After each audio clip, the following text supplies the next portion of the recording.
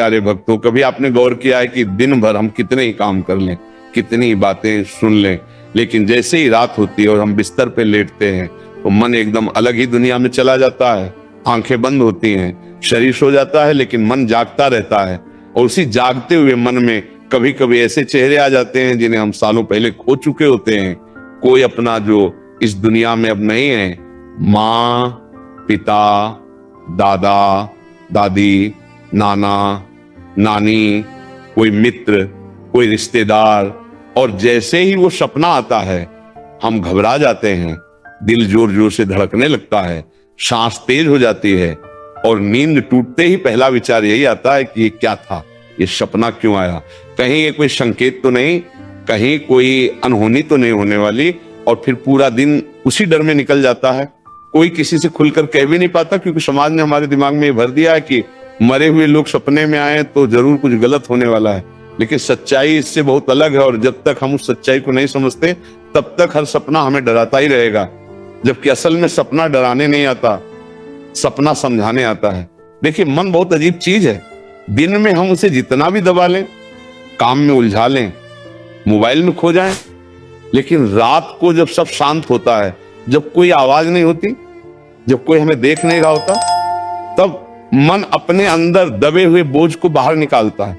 और वो बोझ अक्सर यादों का होता है, खासकर उन लोगों की यादों का जिनसे हमारा रिश्ता बहुत गहरा था, जिनके साथ हमने जीवन का बड़ा हिस्सा बिताया था, जिनकी आदतें, आवाज, डांट, प्यार, सब कुछ हमारे अंदर बस चुका होता है। ऐसे में अगर वो सपने में आ जाए तो इसमें कोई रहस्य नहीं। जैसे घर में रखा कोई पुराना संदूक दिन में हमें दिखता नहीं, लेकिन रात को अगर लाइट जला दी जाए तो अचानक नजर आ जाता है। वैसे ही वो चेहरे रात की रोशनी में मन के सामने आ जाते हैं। कई बार लोग कहते हैं कि सपने में वो कुछ कहना चाहते थे लेकिन कह नहीं पाए, और यहीं से डर शुरू होता है। लेकिन जरा सोचिए कि जब वो जिंदा थे तब क्या आपने सब कुछ कह दिया था? क्या कभी आपने खुलकर माफी मांगी थी? क्या कभी धन्यवाद कहा था? क्या कभी गले लगाकर कहा था कि आप बहुत जरूरी हो? अक्सर जवाब होता है नहीं।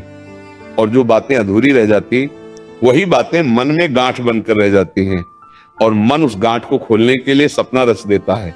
जैसे मोबाइल में टाइप किया हुआ मैसेज अगर भेजा न जाए तो बार बार उसी का ख्याल आता रहता है। सपना वही अधूरा मैसेज है। कई लोग कहते हैं कि उन्हें सपने में मरे हुए लोग डांटते हुए दिखते हैं, तो इसमें भी डरने की कोई बात नहीं, क्योंकि जो लोग हमें सबसे ज्यादा प्यार करते हैं वही सबसे ज्यादा डांटते भी हैं।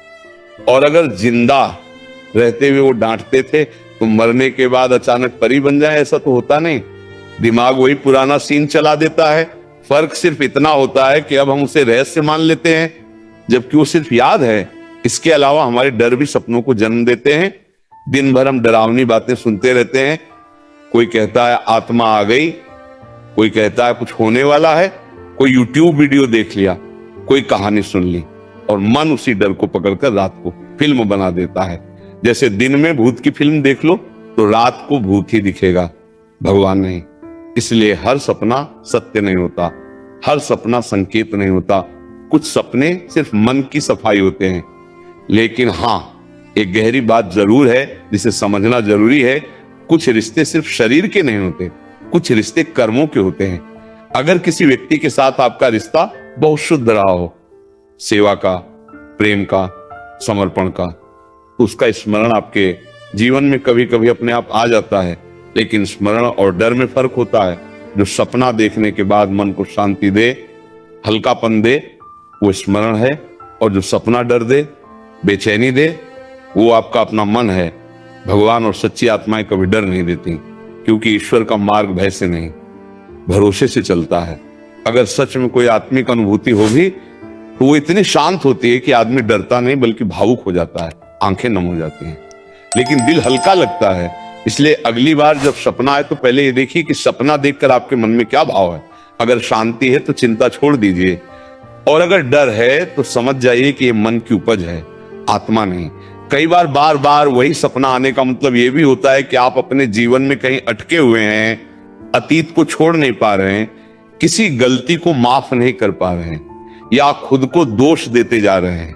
सपना कहता है कि अब आगे बढ़ो। जिसने संसार छोड़ दिया उसकी यात्रा पूरी हो गई, लेकिन जो अभी जिंदा है उसकी परीक्षा चल रही है। और अगर हम हर रात सपनों में उलझकर डरते रहेंगे तो जागते जीवन को कब सुधारेंगे। इसलिए प्रेमानंद जी महाराज की शैली में सीधी सी बात है कि सपनों को समझो, उनसे सीखो, लेकिन उनके गुलाम मत बनो।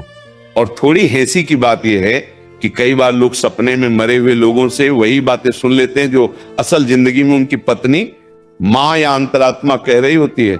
जैसे मोबाइल कम चलाओ, समय पर सो, सादा जीवन जियो, और हम कहते हैं कि ये आत्मा का संदेश है, जबकि सच्चाई ये है कि संदेश हमारे ही भीतर से आ रहा है। इसलिए हर बात को रहस्य मत बनाओ, जीवन को सरल रखो। अगर सपने में कोई अपना आए तो बस मन ही मन उसका स्मरण करो, भगवान से प्रार्थना करो कि जहां भी हो शांति में हो, और खुद अपने कर्म सही रखो। क्योंकि जो इंसान भगवान के नाम में जीता है उसे कोई सपना, कोई डर, कोई संकेत हिला नहीं सकता। सपने रास्ता नहीं दिखाते, सपने सिर्फ आईना दिखाते हैं, और आईने में दिखी चीज से डरते नहीं, उसे समझते हैं, स्वीकार करते हैं और आगे बढ़ जाते हैं।